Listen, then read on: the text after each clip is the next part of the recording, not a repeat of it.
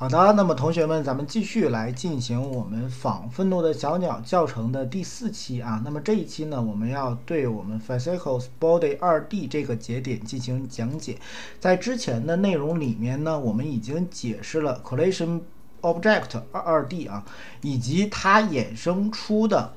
Real 2D。Real 2D 啊，2D 区域节点。那么这一节呢，我们要讲的就是它派生出的另一个比较重要的内容啊，就是我们的 Fascicles Body 2D 啊。那么在这个里面，它又派生出了3部分啊，分别是 Character Body 啊，以及我们钢体和静态物体。那么在 Godot 4里面呢 ，Fascicles Body 2D 是一个抽象积累，它跟我们之前讲的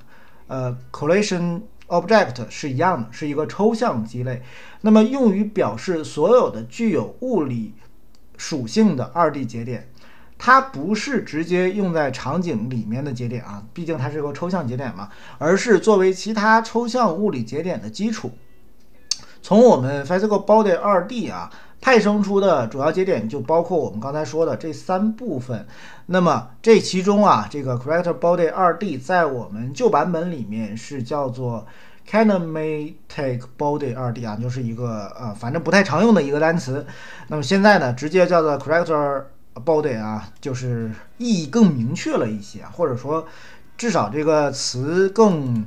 常规了一点啊，一看就知道说是用来制作我们角色或者说可以移动的物体的一个基类啊。那我们一个一个来看吧，因为在我们这个仿愤怒的小鸟这个项目里面，我们最重要的就是钢体啊，就是这个钢体节点。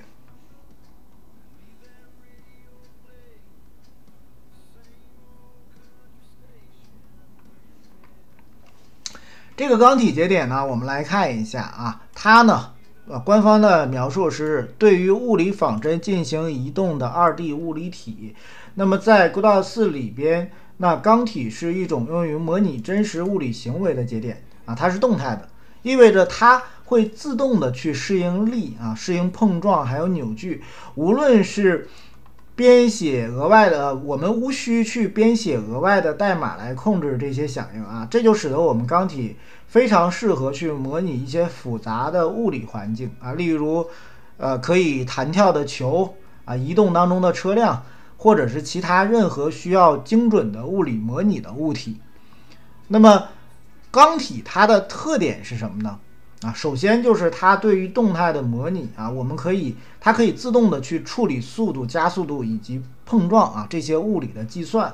啊，它呢可以去通过我们给它施加力和扭矩来移动它、旋转它，但是不能直接去设置它的位置啊，这些信息包括缩放啊，你设置完之后呢，它是不生效的。此外呢，就是关于我们这个碰撞的响应啊，我们作为钢体啊，作为一个 Fascicles Body 2D 是可以去响应我的碰撞的。当它与其他的物体产生碰撞的时候，会根据物理的属性啊，包括我当前这个钢体它的质量啊、弹性等等的，来自动的去计算啊我们碰撞的响应。还有呢，就是为了优化性能，钢体是可以进入到睡眠的状态的。在这个地方，我们可以通过勾选睡眠相关的属性啊，来让当前这个钢体进入到一个睡眠的状态。那么在一段时间内没有显著的运算的时候呢，就会自动的进入到物理的没有显著的运动的时候，就不会进入到物理的计算当中啊。这个是为了优化性能的考量。啊，同时呢，我们一个钢体它其实也提供了多种的模式。那么首先啊，如果说我们没有勾选这个选项，那么当前这个物体，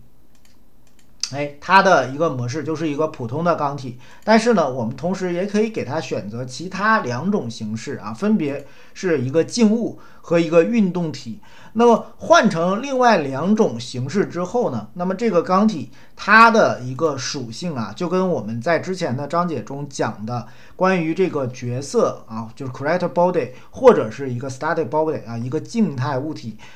完全一致了啊，这个是一个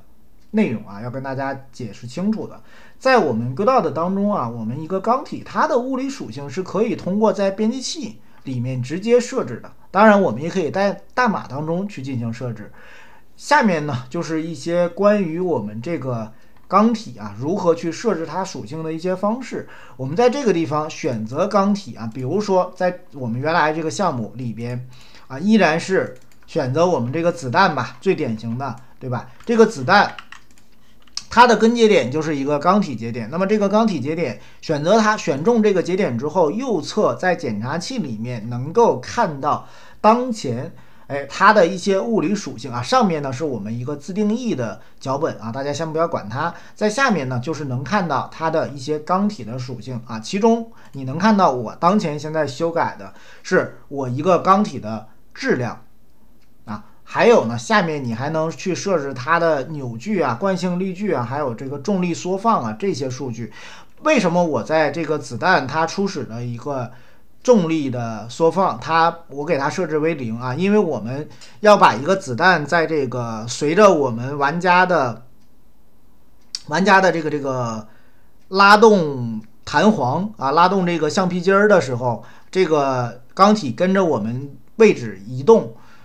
这个过程呢，如果它本身有重力的话，那它就会直接掉在地面上，这个显然不是我们希望的。我们希望是在发射之后呢，再给它赋予一个正常的常规的一个力常规的一个重力在此之前让它就是忽略重力所以在这个地方我们进行了一个设置。那么在下面呢，还有2个比较重要的，就是在这个项目里面比较重要的设置，一个就是它当前是否可以发出是否可以在与其他的物体发生碰撞的时候发出信号。这个默认是没有勾选的，也就是说它在和其他物体发生碰撞的时候不会产生信号的。我们要求它产出信号，产出信号的同时，上面这个属性默认是0代表是什么？当将要记录的最大的接触点数，也就是说它只记录0个点，默认只记录0个点。但是我现在要求它发出信号，我要求它记录多少个点？那这个取决于我们游戏的实际的效果。我这里给它设置为10个点。那么在这个里面，我完成了这些属性的设置之后，是为了要干嘛用呢？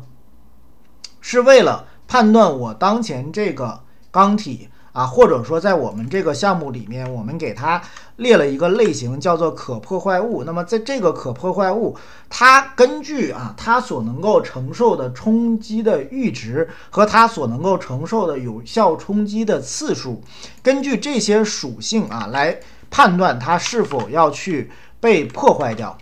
那么有了这样一个需求之后呢，我们要看怎么来实现这个需求，怎么实现？那么就要用到我们钢体提供的一个特殊的回调函数这个回调函数我就不拼了，因为我也不知道怎么拼在这个，但是你在钢体的它的方法里面，第一个就是这个方法。点进来之后呢，它告诉你说我允许你读取并且安全的修改对象的模拟状态。那么我们之前也说了，如果你直接去设置它这个是不合适的。我们一个钢体你要给它施加力，但是在这个里面，如果你有更详细更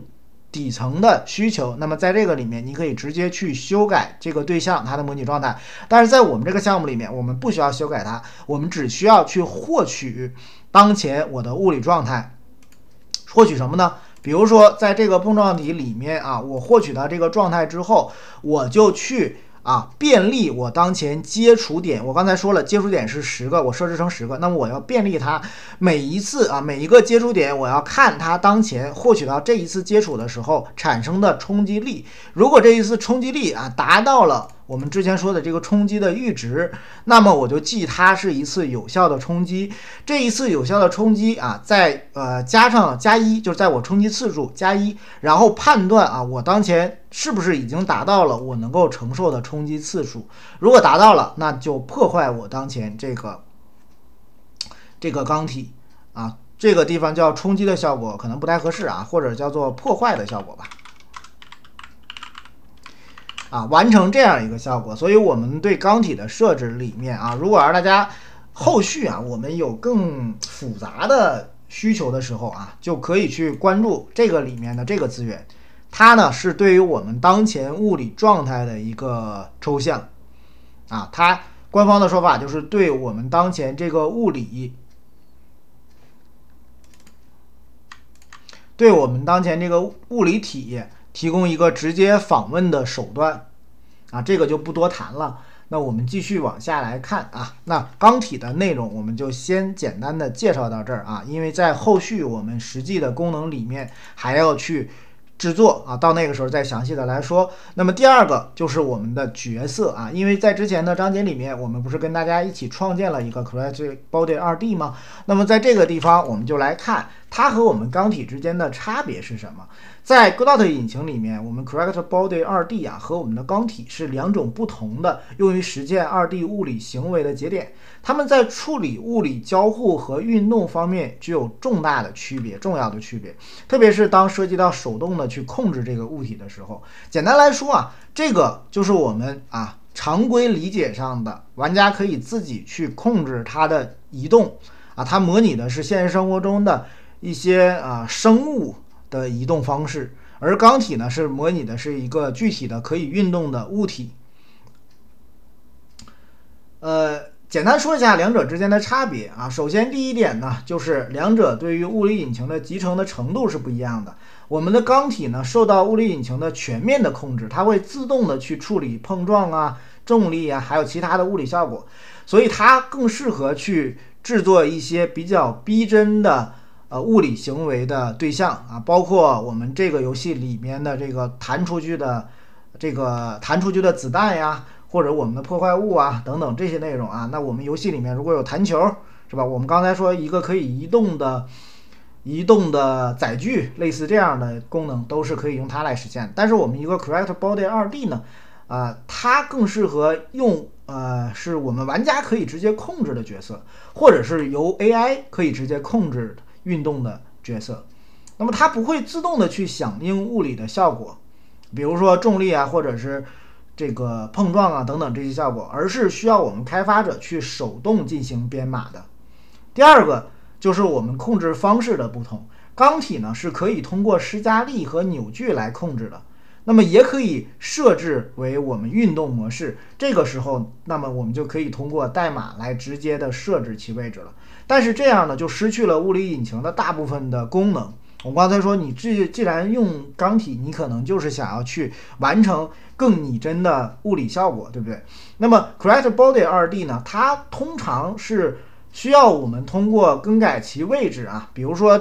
我们之前说调用它的这个 Move and Slide 这个方法，或者是 Move and Collect 啊，这个哪儿去了？反正就是另一个移动的方法啊，通过调用这种移动方法来控制，这允许我们开发者能够更细致的去控制这个角色的移动。那么说了这么多啊，其实最主要的就是两者之间的用途的差别。钢体呢就更适合去模拟物理现象的对象，而我们 Creative Body 2D 呢，它更适用于需要精确的控制运动的角色或者对象。那么使用我们 Creative Body 2D 呢来实现自定义的移动和碰撞的逻辑啊，我们之前已经给大家演示过很多次了。在这个项目里面，当我创建了一个 Creative Body 2D 节点之后呢，如果我想给它添加一个脚本，那么它默认呢是有一个 Creative Body 2D 的专门的脚本的模板的。在这个里面呢，它实现了一个非常简单的移动方式。那么关于 Creative Body 2D 移动啊，我们只需要去设置它的这个速度属性。那么这个速度在二维游戏里，在 2D 游戏里面，它是一个2维的向量啊，我们只需要设置它在 Y 方向和 X 方向上面的速度，就可以完成它在 2D 游戏里面的移动效果。那么在设置速度的同时啊，我需要去调用这个移动方法，注意这一切都是在物理帧当中去完成的就可以了。那么关于角色啊，关于这个 Creative Body 2D 这个节点，相信我们未来啊，在后续的项目开发当中会更频繁的接触到。所以在我们当前这个课程里面啊，只是跟大家介绍它和钢体之间的一个差别，以及我们在这个项目里面为什么要使用钢体而没有使用 Creative Body 2D 啊，大家理解这个含义吗？ OK， 那下面我们继续来看什么呢？就是在我们这个场景里面，在这个 game 里面啊，它不仅包括一个角色，它还包括一个静物啊，一个 static body 啊，一个 static body 相对而言啊，相对钢体和我们的 character 啊，相对于我们角色体来说，要更加的简单啊，更加的纯粹。Static Body 2D 呢是 Godot 引擎用来表示静态的、不移动的、不动的物体的。这些物体呢，它不会受到物理引擎的影响，也就是说，它们不会因为外力啊、重力啊或者其他的物理行为而移动或者是改变状态。Static Body 2D 啊，最常用的用途就是最常用的用途就是创建我们游戏里面的，比如说地面、墙壁、平台。这些不动的元素啊，在我们一个2D 平台跳跃游戏里面比较常用。其他的关于 Static Body 2D 的一个用法，我们之前的项目里面啊，在之前的视频里面也给大家演示过了。你只需要创建一个 Static Body 2D 节点，那么通常来讲啊，它需要你提供一个精灵节点来表示它的外显，玩家可以看到它的一个效果。同时，因为 Static Body 2D 节点是是 Collision Object 2D 节点的一个子节点，对不对？所以呢，我们需要给它提供一个形状，无论是一个简单形状还是一个多边形形状啊，我们需要用形状来描述当前这个 Static Body 它的形状信息。有了这个形状信息之后呢，它在游戏里面就可以产生啊，它想要产生的效果，比如说一个阻挡的效果啊，阻挡我们玩家或者敌人的移动，类似这样的一个效果。OK 啊，这一节呢就用一个比较简单的时间啊，相对简单的说法跟大家描述了我们 Godot 里面提供的 Fascicles Body 2D 节点和它的几个子节点。这几个子节点分别是钢体、我们的角色体以及静态物体这几个子节点。那么这些子节点组成了我们丰富多彩的物理游戏世界，几乎涵盖了2D 游戏当中全部的物理内容的需求。理解这些内容对于实际的开发很有好处啊，很有帮助。我一直说工欲善其事，必先利其器，对吧？那个磨刀不误砍柴工，我们在实际的游戏开发过程之前啊，进入实际的游戏开发之前，还是要用几节课的内容，把我们现在的这个基础知识给大家讲解清楚。我们把基础夯实之后呢，就可以进入到实际的项目开发里面来了。那在下一章开始呢，我们就开始实际项目的开发，大家加油！